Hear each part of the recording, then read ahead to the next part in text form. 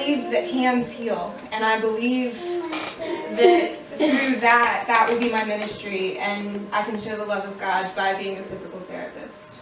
And she's 18.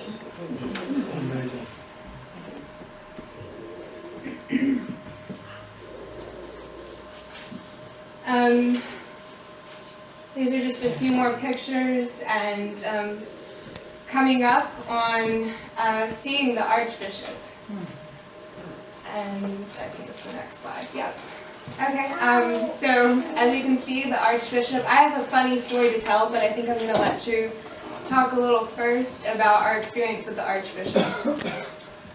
Yeah, it was absolutely a wonderful experience. We got to the cathedral, and it took us a little while to get to him. It's kind of, we were joking, it was kind of like a video game trying to get to the final boss. It was wonderful because we did have to meet a few people beforehand. We didn't have to, we got to. It was a blessing. We sat down and spoke with one of the ladies in the office, and she was telling me about all the different things they were doing in the parish and different ideas for the cathedral. And how they're doing outreach in the city of Tirana and even to the other cities, soup kitchens that are being established that have only been established in the last 20-ish years, as the church was resurrected. And this lady that we got to meet before we met the Archbishop, she was the reason for all of that. She was the one who stepped out and started all of this, and she had been a finance major. Like, missions and caring for people and on that level wasn't even something she thought she was necessarily called to until the church was resurrected. Yeah, and so it was beautiful hearing the ideas that she had and the things that they were doing.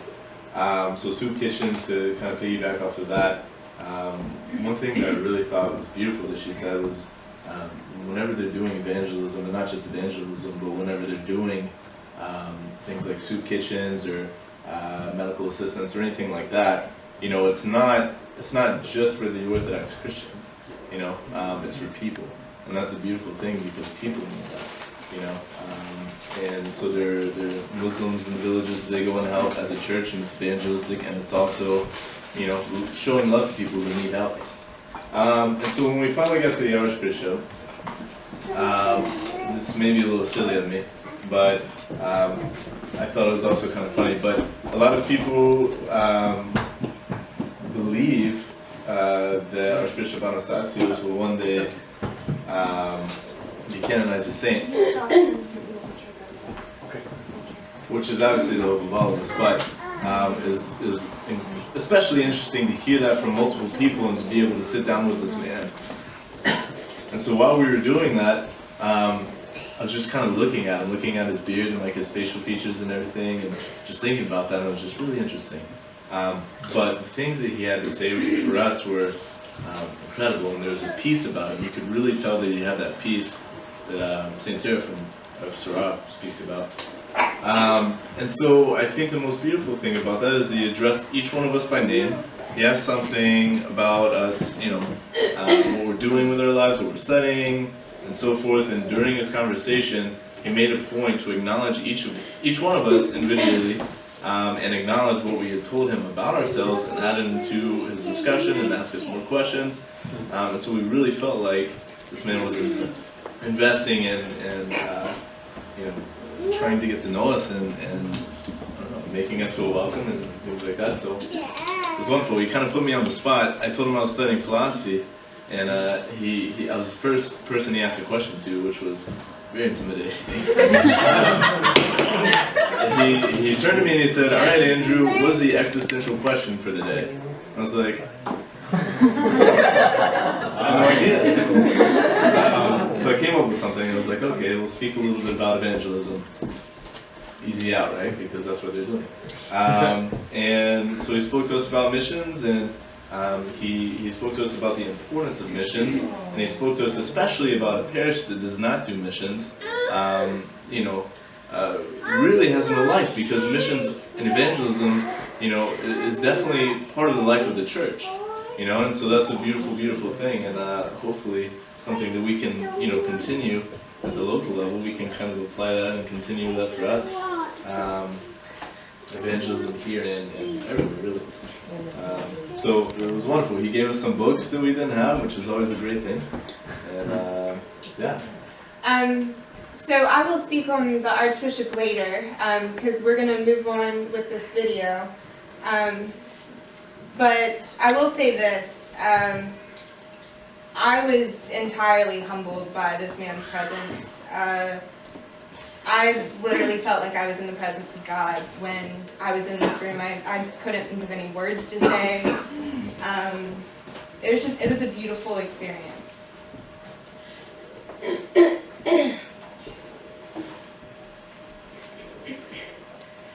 Okay, so after we left the archbishops, the government decided to take down the fences at the cathedral, and it had been a long time coming. As you can see here, there's a police car right there. On the day of protest, which was actually the next day. Where do I begin with that? The church, when it was, or the cathedral when it was built, they were granted the capability to build a fence if they wanted to. They had paid for the land, they owned the land, they could have a fence. But as you know, churches are public buildings. And recently, the Prime Minister took down his fence at his building and asked that the church also take down their fence. And the Albanians, or at least the Orthodox Albanians, were very upset about this because, first of all, you saw the cathedral. It's very well built, very beautiful cathedral, and you know, they want to prevent people from vandalizing it. And also, I rode home with a guy and my host, and we were discussing that, you know, why was this being done? And a lot of Albanians believe that the government's probably trying to cover up something by drawing attention to the church. But this was the protest, or a declaration that was made, and I'm just going to continue on with the pictures.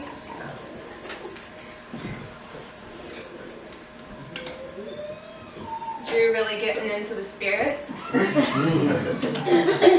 Being nosy.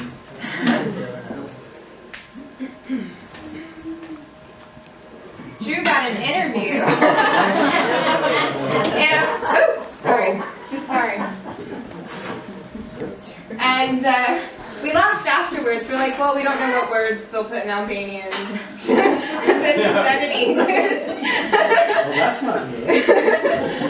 But also, on this picture, so going back to how the students really saw us as family and we really saw them as family. I don't know how many of you know the singer Ed Sheeran, but he's a redhead, and Drew got the nickname Ed Sheeran while he was there. And I got the name, not even close, Buchko, which means fat face. No, it's an endearing term there. It literally means like high cheeks or chubby face. So, Buchko and Ed Sheeran. Buchko ahead. I'm going to evangelize the Albanian people.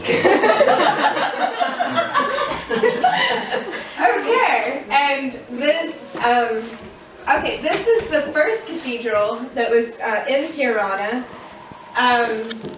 It was the Annunciation Church, and this is a subdeacon telling us about the history of the church.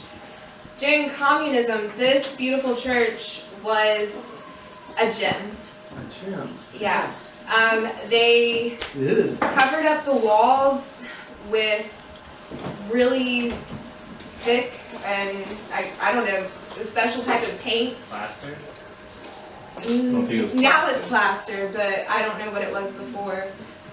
But what was great is the iconography kept coming off. Like, the paint didn't stay. And they kept having to redo it.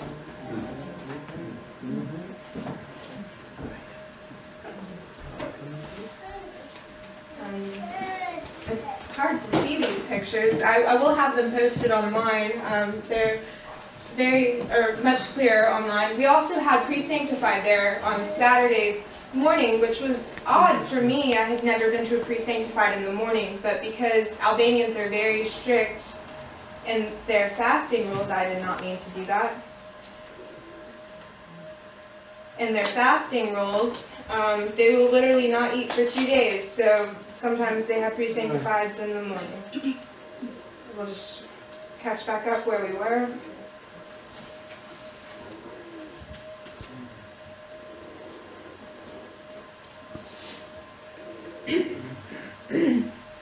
Okay, as Drew mentioned earlier, there was a bishop who gave a talk to us during the week, and his name was Bishop Andoni, and I could really relate to his words because I believe he drew a lot from what many of the saints say, but from my own knowledge, I had read Elder Thaddeus, and Bishop Andoni talks about how negative thoughts basically breeds negativity in our lives, and he also spoke on voids and how we're always trying to fill, this emptiness in ourselves that only God can fill. Anything you want to add? Yeah, I mean, all the bishops that we actually get to sit down with, they spoke beautifully. And I definitely think that, one thing that he kind of drove home was this idea of, so